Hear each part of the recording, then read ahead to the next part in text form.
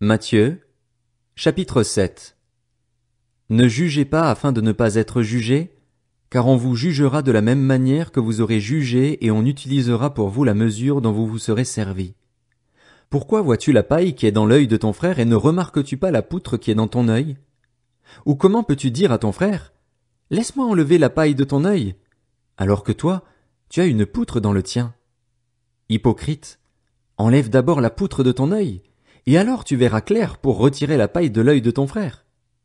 Ne donnez pas les choses saintes aux chiens et ne jetez pas vos perles devant les porcs, de peur qu'ils ne les piétinent et qu'ils ne se retournent pour vous déchirer. Demandez et l'on vous donnera. Cherchez et vous trouverez. Frappez et l'on vous ouvrira. En effet, toute personne qui demande reçoit, celui qui cherche trouve et l'on ouvre à celui qui frappe. Qui parmi vous donnera une pierre à son fils, s'il lui demande du pain?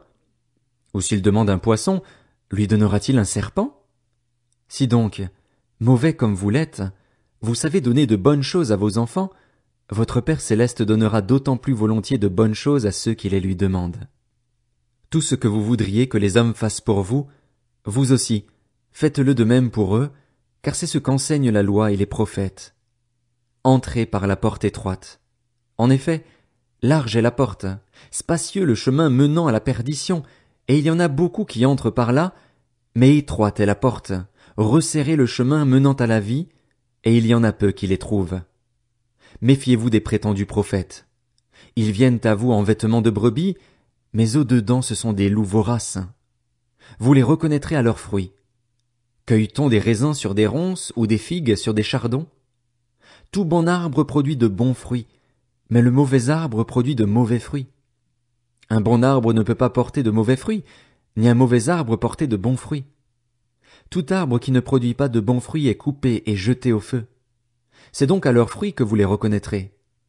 Ceux qui me disent « Seigneur, Seigneur », n'entreront pas tous dans le royaume des cieux, mais seulement celui qui fait la volonté de mon Père céleste.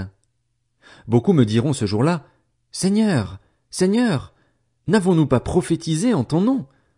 N'avons-nous pas chassé des démons en ton nom? N'avons-nous pas fait beaucoup de miracles en ton nom? » Alors je leur dirai ouvertement « Je ne vous ai jamais connus. Éloignez-vous de moi, vous qui commettez le mal. » C'est pourquoi, toute personne qui entend ces paroles que je dis et les met en pratique, je la comparerai à un homme prudent qui a construit sa maison sur le rocher. La pluie est tombée, les torrents sont venus, les vents ont soufflé et se sont déchaînés contre cette maison. Elle ne s'est pas écroulée, parce qu'elle était fondée sur le rocher. Mais toute personne qui entend ces paroles que je dis et ne les met pas en pratique, ressemblera à un fou qui a construit sa maison sur le sable. La pluie est tombée, les torrents sont venus, les vents ont soufflé et se sont abattus sur cette maison. Elle s'est écroulée et sa ruine a été grande. Quand Jésus eut fini de prononcer ces paroles, les foules restèrent frappées par son enseignement, car il enseignait avec autorité et non comme leurs spécialistes de la loi.